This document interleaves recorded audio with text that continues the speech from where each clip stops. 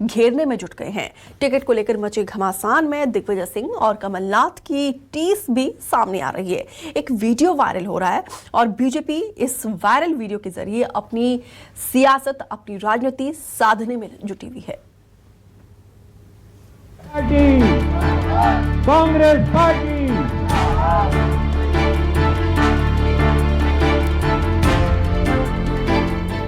चुनाव की तारीखों के ऐलान होने के बाद आचार संहिता लागू हुई तो कांग्रेस ने चुनावी घोषणा पत्र जारी करके अपने चुनावी वादों का लिखित दस्तावेज सामने रख दिया। कांग्रेस ने घोषणा पत्र में 10 नए वचनों को शामिल किया है। युवा, किसान, शासकीय कर्मचारी, अनुसूचित जाति, अनुसूचित जनजाति, पिछड़ा वर्ग कल्याण और खुशहाल परिवार को लेकर घोषणाएं की गई। यहाँ तक कि कमलनाथ की तरफ से जीतने पर आईपीएल टीम बनाने तक का ऐलान कर दिया गया। लेकिन इन सब के बीच एमपी कांग्रेस में चल रहा आंतरिक द्वंद्व भी एक बार फिर सबके सामने आया। मध्य प्रदेश में केंद्रीय मंत्रियों, सांसदों को उतारकर बीजेपी ने नया फॉर्मूला सामने रखा तो बीजेपी के अंदर ही विरोध के सुर फूट पड़े। वहीं कांग्रेस में टिकट बंटवारा शुरू हुआ तो अंदरूनी नाराजगी नेताओं के सामने आने लगी।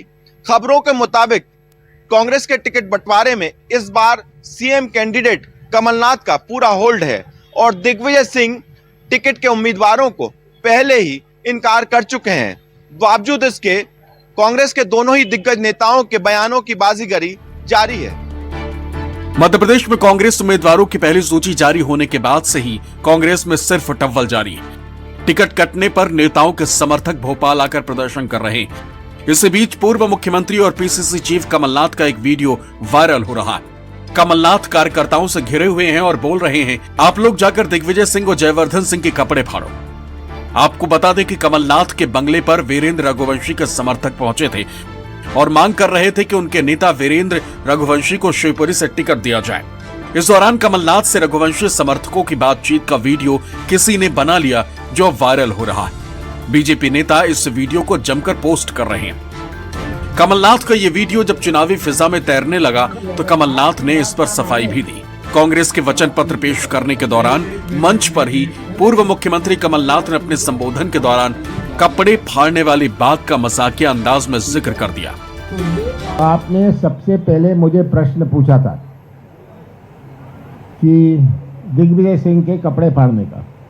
मैंने आपको जवाब में कहा था कि अगर आपकी बात ना माने तो आप भी उनके कपड़े फाड़िए। एक मिनट भैया, ए फॉर्म और बी फॉर्म पर दस्तखत किसके होते हैं? पीसीसी प्रेसिडेंट के। तो कपड़े किसके फटने चाहिए बताओ? अच्छा, मेरा और दिग्विजय सिंह का संबंध राजनीतिक नहीं है, हंसी मजाक का है, प्यार का है। दिग्विजय सुनते रहो।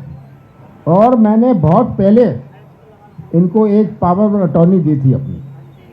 वो पावर ऑफ अटॉर्नी थी कि कमलनाथ के लिए आप पूरी गालियां खाइए, ठीक है?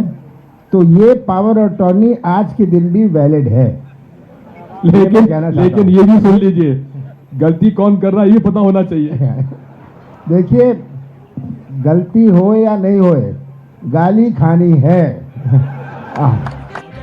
कपड़े फाड़ने के बाद पर कमलनाथ ने जवाब दिया तो दिग्विजय सिंह की टीस भी सामने आई और दिग्विजय की टीस पर कमलनाथ का रिएक्शन भी आ गया। शंकर का जी का काम यही है कि विष पीने का, तो पिएंगे। इन्होंने बहुत सारे कड़वे घूंट मेरे लिए पिए हैं, आगे भी पीने पड़ेंगे। मध्य प्रदेश में कमलनाथ और दिग्विजय सिंह की राजनीतिक रेस किसी से छिपी नहीं।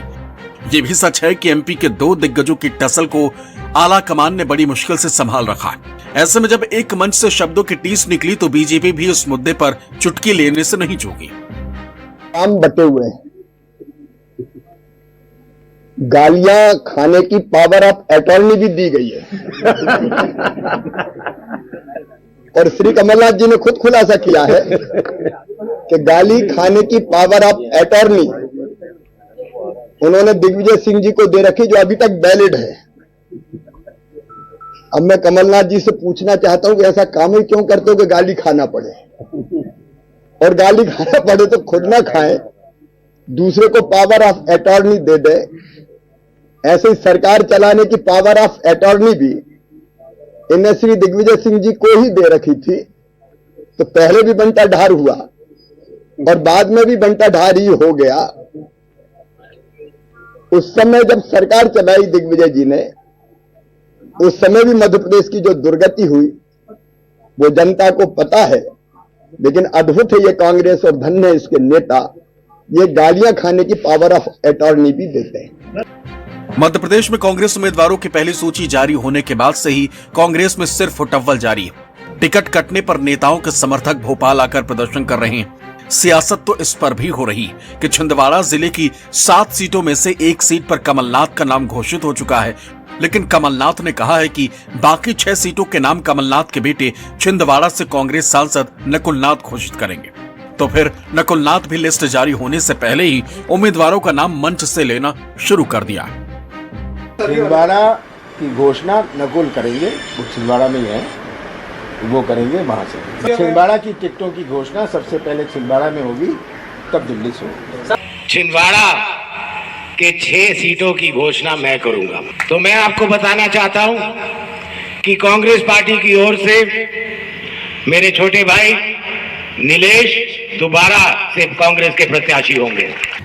ये कोई प्रत्याशी का चुनाव नहीं है, वैसे तो सोहन भैया ही हमारे प्रत्याशी हैं। स्थानीय विधायक और आने वाले विधानसभा के प्रत्याशी मेरे भाई कमलेश शाह जी। सीट बंटवारे के मुद्दे पर कमलनाथ की कप्तानी पर भी मध्य प्रदेश के सीएम शिवराज सिंह चौहान ने हमला बोला। कांग्रेस का वचन पत्र नहीं, ये झूठ पत्र है। 5 साल पहले भी उनने 900 से ज्यादा वचन दिए थे जनता को, उनमें से 9 भी पूरे नहीं किए और आज फिर महा झूठ पत्र प्रस्तुत कर दिया। इस झूठ पर अब जनता भरोसा नहीं करने वाली। जनता जानती है कि भारतीय जनता पार्टी जो कहती है वो करती है। अरे हम तो जो नहीं कहते वो भी करते हैं, लेकिन कांग्रेस की सच्चाई जनता जानती है, भ्रम में नहीं आने वाली। सीधी विधानसभा से बीजेपी सांसद रीति पाठक को टिकट दिए जाने के बाद सीधी से बीजेपी विधायक केदारनाथ शुक्ला ने विधानसभा चुनाव लड़ने की घोषणा कर दी। उन्होंने बमहनी गांव में अपनी न्याय यात्रा का समापन कर दिया है। अब उन्होंने चुनाव यात्रा निकालने की घोषणा कर दी। केदारनाथ शुक्ला सीधी आदिवासी पेशाब कांड में करीबी के नाम आने के बाद सुर्खियों में रहे। केदारनाथ शुक्ला बमहनी में चुनाव लड़े और आवाज के बाद वोट मांगा जी, अब न्याय न मांगा जी। न्याय यात्रा आज संपूर्ण, यह जैसे न्याय यात्रा के संपूर्ण, बहनी से न्याय यात्रा के संपूर्ण, अब चुनाव यात्रा शुरू हो। आपको बता दें कि बीजेपी ने अब तक कुल 230 सीटों में से 136 सीटें घोषित कर दी। बीजेपी की बची 94 सीटों में से 67 सीटें बीजेपी के पास हैं, जबकि 27 सीटें हारी हुई। कांग्रेस 144 सीटों पर उम्मीदवारों को उतार चुकी है, 86 सीटें बची। पहली सूची में 22 विधायकों को टिकट नहीं मिला, जबकि 64 हारी हुई सीटों को होल्ड पर रखा है।